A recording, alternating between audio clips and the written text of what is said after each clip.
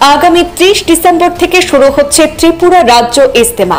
এবছর ইজতেমা অনুষ্ঠিত হবে বিশালগড় রাউতখোলা মাদ্রাসা প্রাঙ্গণে। ইতিমধ্যে জোর কদমে চলছে প্রস্তুতির কাজ। আসন্ন ইজতেমাকে সামনে রেখে ময়দানের প্রস্তুতির কাজে স্বেচ্ছাশ্রমে এগিয়ে আসছেন অনেকেই। রাজ্যের বিভিন্ন প্রান্ত থেকে মাদ্রাসায় উপস্থিত হচ্ছেন অসংখ্য মুসলিম ধর্মাবলম্বী জনগণ।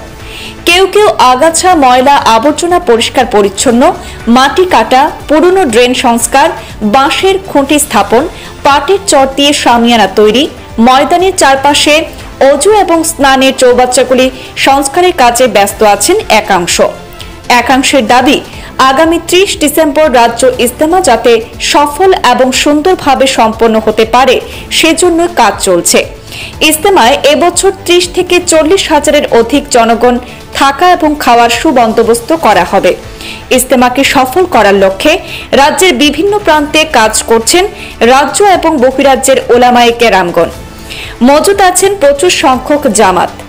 মানুষকে সঠিক দিশা দেখানোই তাবলিগ জমাত এবং ইজতেমার মূল লক্ষ্য।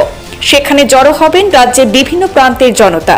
উপস্থিত থাকবেন দিল্লি নিজামুদ্দিন মার্কাজের বেশ কয়েকজন আলিমগণ। এছাড়া উপস্থিত থাকবেন রাজ্য এবং বহিরাজ্যের ওলামায়ে কেরামগণ।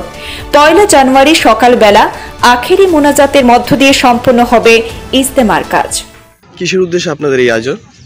আগামী 30, 31 ডিসেম্বর এবং 1 জানুয়ারি ত্রিপুরা রাজ্যভিত্তিক ইজতেমা আমাদের বিশালগড় রাউতখোলা ময়দানে অনুষ্ঠিত হতে যাচ্ছে। তার সুবাদে এখানে প্রস্তুতি চলছে মানুষের থাকার ব্যবস্থার জন্য। সেই বিষয়ে এখানে চূড়ান্ত প্রস্তুতি চলছে। কতদিন যাবত থাকবে? 3 দিন ধরে ইজতেমা চলবে। এখানে বহু বড় উলামা আলেমরা আসবেন, থাকবেন, বয়ান করবেন এবং আমাদেরকে দিন এবং আখিরাতের সম্বন্ধে বোঝাবেন। কত হাজার মানুষের আয়োজন? এখানে প্রায় 30 থেকে 40 হাজার মানুষের থাকার এবং খাওয়ার ব্যবস্থা করা হচ্ছে। তো সেই হিসাবে এখানে প্যান্ডেল করা হচ্ছে।